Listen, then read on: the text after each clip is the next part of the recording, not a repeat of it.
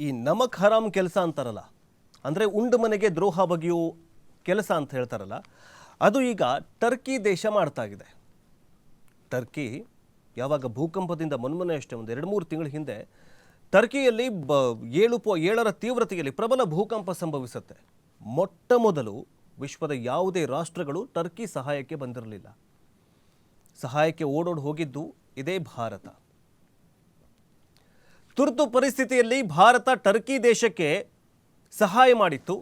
ಆದರೆ ನಮಕ್ ಹರಾಮ್ ಕೆಲಸ ಮಾಡುವಂತಹ ಕೆಲಸ ಈಗ ಟರ್ಕಿ ದೇಶ ಮಾಡಿದೆ. ಹೆಂಗೆ? ಟರ್ಕಿ ತನ್ನ ಅಂದರೆ ಯಾವಾಗ ಸಹಾಯ ಮಾಡಿದವ್ರನ್ನ ಯಾವತ್ತೂ ಮರಿಬಾರ್ದು. ಆದರೆ ಟರ್ಕಿ ಏನು ಮಾಡ್ತು? ಪಾಕಿಸ್ತಾನಕ್ಕೆ ಸಪೋರ್ಟ್ ಮಾಡೋದರ ಮೂಲಕ ಭಾರತದ ವಿರುದ್ಧ ಸಿಡಿದೆದ್ದಿತ್ತು. ಅದಕ್ಕೆ ಬೆಸ್ಟ್ ಎಕ್ಸಾಂಪಲ್ ಅಂತಂದರೆ, ಈಗಾಗಲೇ ಭಾರತದ ವಿರುದ್ಧ ಕದನಕ್ಕೆ ಬಂದಿದ್ರು ಟರ್ಕಿ ಸೈನಿಕರಂತೆ. ಮೊನ್ನೆ ಭಾರತ ಮತ್ತು ಪಾಕಿಸ್ತಾನದ ಯುದ್ಧ ನಡೀತಲ್ಲ, ಆ ಸಂದರ್ಭದಲ್ಲಿ ವಿಶ್ವದ 2 ರಾಷ್ಟ್ರಗಳು ಪಾಕಿಸ್ತಾನಕ್ಕೆ ಬೆಂಬಲವನ್ನು ಕೊಟ್ಟವು. ಅವು ಟರ್ಕಿ ಮತ್ತು ಚೀನಾ. ಚೀನಾ ಈಗ ಅಂದರೆ ಚೀನಾಗೆ ಬುದ್ಧಿ ಬಂದ್ಬಿಟ್ಟಿದೆ, ಆದರೆ ಟರ್ಕಿಗೆ ಬುದ್ಧಿ ಬಂದಿರಲಿಲ್ಲ. ಆದರೆ ಟರ್ಕಿಯ ಕರಾಳ ಮುಖ ಈಗ ಬಟಾಬಯಲಾಗ್ತಾ ಇದೆ. ಭಾರತ ಎಷ್ಟೇ ಕೋಟಿ ರೂಪಾಯಿ ಸಹಾಯ ಮಾಡಿದ್ರೂ, ಅನುದಾನ ಕೊಟ್ಟರೂ ಕೂಡ ಟರ್ಕಿ ತನ್ನ ಮೊಂಡುತನ, ತನ್ನ ಉದ್ದಟತನವನ್ನು ಮೆರೆದಿದೆ. ಅದಕ್ಕೆ ಎಕ್ಸಾಂಪಲ್ ಅಂತಂದರೆ ಈಗ ಹೊರಬರ್ತಾ ಇರುವಂತಹ ಸುದ್ದಿಗಳು. ಅದಕ್ಕೆ ಪುಷ್ಟಿ ನೀಡುವಂತೆ, ಭೂಕಂಪದ ವೇಳೆ ಸಹಾಯ ಮರೆತು ಭಾರತಕ್ಕೆ ಟರ್ಕಿ ದ್ರೋಹ ಮಾಡಿದೆ, ಭಾರತದ ವಿರುದ್ಧ ಕದನಕ್ಕೆ ಬಂದಿದ್ರು ಟರ್ಕಿ ಸೈನಿಕರು ಅನ್ನುವಂತಹ ಸುದ್ದಿ, ಮಾಹಿತಿ ಈಗ ಭಾರತೀಯ ಸೈನಿಕರಿಗೆ ಸಿಗ್ತಾಗಿದೆ. ಅದರ ಬಗ್ಗೆ ನೋಡ್ತಾ ಹೋಗೋದಾದರೆ, ಈಗಾಗಲೇ ಭಾರತ ನಡೆಸಿದಂತಹ ಆಪರೇಷನ್ ಸಿಂಧೂರ ಕಾರ್ಯಾಚರಣೆಯಲ್ಲಿ ಪಾಕಿಸ್ತಾನ ನಡೆಸಿದಂತಹ ಪ್ರತಿದಾಳಿಯಲ್ಲಿ ಭಾರತದ ಮತ್ತೊಂದು ಶತ್ರು ದೇಶ ಟರ್ಕಿ ಕೂಡ ಭಾಗವಹಿಸಿತ್ತು ಅನ್ನುವಂತಹ ಸ್ಫೋಟಕ ವಿಷಯ ಈಗ ಬಟಾಬಯಲಾಗ್ತಾ ಇದೆ. ಭಾರತದ ವಿರುದ್ಧ ಪಾಕಿಸ್ತಾನಕ್ಕೆ ನೇರವಾಗಿ ಬೆಂಬಲ ನೀಡಿದ್ದ ಟರ್ಕಿ ಡ್ರೋನ್ ಸೇರಿದಂತೆ ಹಲವಾರು ಶಸ್ತ್ರಾಸ್ತ್ರಗಳನ್ನು ನೀಡಿತು ಅನ್ನುವಂತಹ ಸುದ್ದಿ ಈಗಾಗಲೇ ವಿಶ್ವದ ಮಟ್ಟಿಗೆ ಚರ್ಚೆಯಾಗ್ತಾ ಇದೆ. ಆದರೆ ಈಗ ಮೊಟ್ಟ ಮೊದಲ ಬಾರಿಗೆ ಭಾರತದ ವಿರುದ್ಧ ದಾಳಿಗೆ ಪಾಕ್ಗೆ ವಿದೇಶಿ ದೇಶವೊಂದರ ಸೇನಾಪಡೆ ಬೆಂಬಲ ನೀಡೋದರ ಮೂಲಕ ಇತಿಹಾಸ ನಿರ್ಮಾಣ ಮಾಡಿಕೊಂಡಿದೆ. ಅಂದರೆ ನಾನು ಕೂಡ ಶತ್ರು ರಾಷ್ಟ್ರ ಅನ್ನುವಂತಹ ಹೆಗ್ಗಳಿಕೆಗೆ ಪಾತ್ರವಾಗ್ತಾ ಇದೆ. ಇದು ಹೆಗ್ಗಳಿಕೆ ಅನ್ನಬೇಕು ಅಥವಾ ಕುಖ್ಯಾತಿ ಅನ್ನಬೇಕು. ಯಾಕಂತಂದರೆ ಸಹಾಯ ಮಾಡಿತ್ತು ಪಾಕಿಸ್ತಾನಕ್ಕೆ. ಪಾಕಿಸ್ತಾನ ಈ ಟರ್ಕಿಗೆ ತನಗೆ ಹೊಟ್ಟೆಗಿಲ್ಲ, ಟರ್ಕಿಗೇನು ಸಹಾಯ ಮಾಡತ್ತೆ?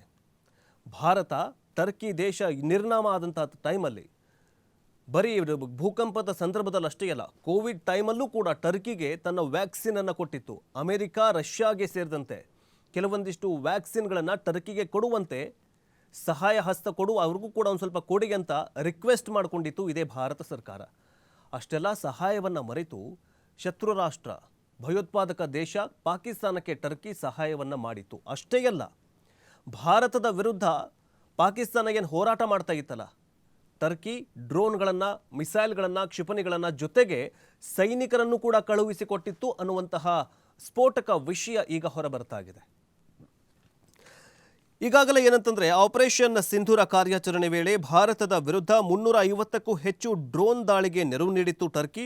ಜೊತೆಗೆ ಮಿಲಿಟರಿಗೆ ಸೇರಿದಂತಹ ಡ್ರೋನ್ ಆಪರೇಟರ್ಗಳನ್ನು ಕೂಡ ಅಂದರೆ ಮಿಲಿಟರಿಗೆ ಆಪರೇಟರ್ಗಳನ್ನು ಕೂಡ ಒದಗಿಸಿದ್ದು ಇದೇ ಈಗ ಬೆಳಕಿಗೆ ಬಂದಿದೆ. ಇನ್ನು ಭಾರತ ನಡೆಸಿದಂತಹ ದಾಳಿಯಲ್ಲಿ 2 ಡ್ರೋನ್ ನಿರ್ವಾಹಕ ಯೋಧರು ಸಾವನ್ನಪ್ಪಿದ್ದು, ಯೋಧರಲ್ಲಿ ಟರ್ಕಿ ನೇರವಾಗಿ ಭಾಗವಹಿಸಿದ್ದಕ್ಕೆ ಸಾಕ್ಷಿಯನ್ನು ನೀಡಲಾಗಿದೆ.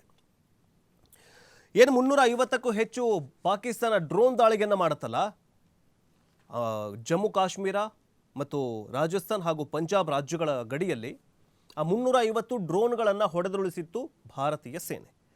ಆದರೆ ಈಗೇನು ಈ ಡ್ರೋನ್ ಆಪರೇಟರ್ಗಳಿರ್ತಾರಲ್ಲ, ಡ್ರೋನ್ ಆಪರೇಟರ್ಗಳೇ ಈ ಟರ್ಕಿ ಸೈನಿಕರಂತೆ. ಆ ಡ್ರೋನ್ ಆಪರೇಟರ್ಗಳಲ್ಲಿ 3-4 ಜನ ಸತ್ತೋಗಿದ್ದಾರೆ. ಭಾರತೀಯ ಸೇನೆ ಅವರನ್ನು ಕೂಡ ಹೊಡೆದುರುಳಿಸಿದೆ. ಆದರೆ ಆ 3-4 ಜನರಲ್ಲಿ ಟರ್ಕಿ ಸೈನಿಕರು ಕೂಡ ಸೇರಿಕೊಂಡಿದ್ದಾರೆ ಅನ್ನುವಂತಹ ಸಾಕ್ಷಿಯನ್ನು ಈಗ ಭಾರತೀಯ ಸೈನಿಕರಿಗೆ ಸಿಕ್ಕಿದೆ. ಇಷ್ಟು ಸಾಕ್ಷಿ ಬೇಕು. ಟರ್ಕಿಯಲ್ಲಿ, ಪಾಕಿಸ್ತಾನದಲ್ಲಿ, ಭಾರತ ಎಲ್ಲಿ? ಟರ್ಕಿ ದೇಶಕ್ಕೆ ಇಷ್ಟೆಲ್ಲ ಬೇಕಿತ್ತಾ? ಈಗ ಒಬ್ಬ ಸೈನಿಕ ಸತ್ತ ಅಂತಂದರೆ ಉಗ್ರರ ವಿರುದ್ಧ ಟರ್ಕಿ ದೇಶ ಈಗ ಮುಜುಗರಕ್ಕೀಡಾಗಿದೆ. ಯಾಕಂತಂದರೆ ಭಯೋತ್ಪಾದಕರ ವಿರುದ್ಧ ಹೋರಾಡ್ತಾ ಇರುವಂತಹ ಭಾರತಕ್ಕೆ ಪುಷ್ಟಿ ಅಂದರೆ ಭಾರತದ ವಿರುದ್ಧ ಈಗ ಟರ್ಕಿಯು ಕೂಡ ಸೇರಿಕೊಂಡು ಪಾಕಿಸ್ತಾನ ಜೊತೆಗೆ ಟರ್ಕಿ ಸೇರಿಕೊಂಡು ಯುದ್ಧವನ್ನು ಮಾಡ್ತಾ ಇದೆ. ಇಷ್ಟು ದಿನಗಳವರೆಗೆ ಇಂಡೈರೆಕ್ಟ್ ಆಗಿ ಸಹಾಯ ಮಾಡ್ತಾ ಇತ್ತು. ಆದರೆ ಈಗ ಸಿಕ್ಕಾಕಿಕೊಂಡಿದೆ. ಹೆಂಗಂತಂದರೆ ಏನು ಡ್ರೋನ್ಗಳನ್ನು ಮತ್ತು ಮಿಸೈಲ್ಗಳನ್ನು ಕಳುಹಿಸಿಕೊಟ್ಟಿತ್ತಲ್ಲ, ಡ್ರೋನ್ಗಳನ್ನು ಹಾರಿಸಿತ್ತಲ್ಲ ಪಾಕಿಸ್ತಾನ, ಆ ಡ್ರೋನ್ಗಳೆಲ್ಲವೂ ಕೂಡ ಟರ್ಕಿಯದ್ದೇ. ಆ ಡ್ರೋನ್ ಆಪರೇಟರ್ಗಳು ಕೂಡ ಟರ್ಕಿಯವರೇ. ಅದರಲ್ಲಿ ಡ್ರೋನ್ ಆಪರೇಟರ್ಗಳಲ್ಲಿ 3-4 ಜನ ಸತ್ತಿದ್ದಾರೆ, ಅದರಲ್ಲಿ 1-2 ಜನ ಟರ್ಕಿಯವರು ಇದ್ದಾರೆ ಎನ್ನುವಂತಹ ಸ್ಫೋಟಕ ವಿಷಯ ಈಗ ಬಯಲಾಗಿದೆ. ಇದೇ ಸ್ಫೋಟಕ ವಿಷಯ, ಇದೇ ಸಾವು, ಟರ್ಕಿ ಸೈನಿಕರ ಸಾವು ಈಗ ಪ್ರಬಲ ಸಾಕ್ಷಿ ಎನ್ನುವಂತಾಗಿದೆ. ಈಗೇನು ಮಾಡಬೇಕು ಹೇಳಿ? ಭಾರತ ಎಷ್ಟೇ ಬಲಿಷ್ಠ ರಾಷ್ಟ್ರವಾಗಿದ್ದರೂ ಕೂಡ ತಮ್ಮ ದೇಶಗಳಿಗೆ, ಅಕ್ಕಪಕ್ಕದ ರಾಷ್ಟ್ರಗಳಿಗೆ ಕೆಲವೊಂದಿಷ್ಟು ಅನುದಾನವನ್ನು ಕೊಡುವಂತಹ ವಾಡಿಕೆ ಮೊದಲಿಂದನೂ ಮಾಡ್ಕೊಂಡು ಬಂದಿದೆ. ಆದರೆ ಸಹಾಯ ಮಾಡದಂತಹ ದೇಶವೇ ಭಾರತದ ವಿರುದ್ಧ ಸಿಡಿದೆದ್ದು ನಿಲ್ತಾ ಇದೆ. ಇದಕ್ಕೇನು ಹೇಳ್ತಾರೆ ಟರ್ಕಿಯವರು, ಪಾಕಿಸ್ತಾನದ ಹೇಳೋದೇನು ಬೇಡ. ಆದರೆ ಈಗ ಈ ಒಂದು ಸ್ಫೋಟಕ ವಿಷಯ ಬಹಿರಂಗವಾಗಿದೆ. ಈಗಾಗಲೇ ಭಾರತದ ವಿರುದ್ಧ ದಾಳಿಗೆ ಪಾಕಿಸ್ತಾನದಲ್ಲಿ ಡ್ರೋನ್ ನಡೀತು ಟರ್ಕಿ. ಜೊತೆಗೆ ಅಷ್ಟೇ ಅಲ್ಲ, ಶಸ್ತ್ರಾಸ್ತ್ರಗಳ ಜೊತೆಗೆ ಯೋಧರನ್ನು ಕೂಡ ಕಳುಹಿಸಿಕೊಟ್ಟಿತ್ತಂತೆ ಟರ್ಕಿ. ಭಾರತದ ದಾಳಿಗೆ 2 ಟರ್ಕಿ ಡ್ರೋನ್ ನಿರ್ವಾಹಕರು ಸಾವಿಗೀಡಾಗಿದ್ದಾರೆ. ಸಮರದಲ್ಲಿ ಟರ್ಕಿ ನೇರವಾಗಿ ಭಾಗವಹಿಸಿದ್ದಕ್ಕೆ ಇದೇ ಮಹತ್ವದ ಸಾಕ್ಷಿ ಅನ್ನುವಂತಹದ್ದು ಈಗ ವಿಶ್ವದ ಮುಂದೆ ಅನಾವರಣವಾಗಿದೆ. ಇದರಿಂದಾಗಿ ಭಾರತ ಮತ್ತು ಟರ್ಕಿ ಸಂಬಂಧ ಕೆಡುವ ಸಾಧ್ಯತೆಗಳು ಹೆಚ್ಚಾಗಿ ಕಂಡು ಬರ್ತಾ ಇದೆ. ಸಾಕಲ್ಲ ಮತ್ತೆ ಟರ್ಕಿ ಏನು ನಮಗೇನು ದೊಡ್ಡ ಏನು ನಮಗೇನು ಕಳಿಸ್ಕೊಡಲ್ಲ. ಆದರೆ ನಾವೇನು ಅವರಿಂದ ಏನು ಟರ್ಕಿ ಮೇಲೆ ನಾವೇನು ಡಿಪೆಂಡ್ ಆಗಿಲ್ಲ. ಅದು ಮುಂದೆ